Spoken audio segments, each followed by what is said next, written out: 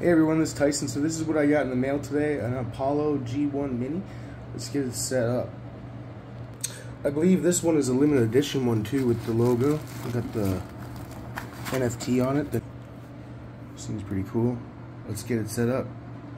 Alright, so we got the Ethernet plugged in. We just got to put the power cord in and let's see.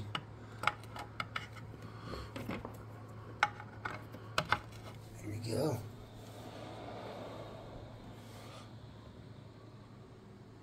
Sounded a little crazy.